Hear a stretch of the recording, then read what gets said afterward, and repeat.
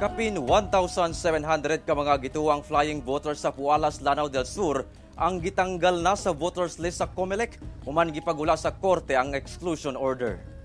Pipila ka adlaw una ang 2025 midterm elections gipang tanggal sa Municipal COMELEC office sa Pualas, Lanao del Sur ang kapin 1,700 ka mga botante kinsa gituho ang flying voters.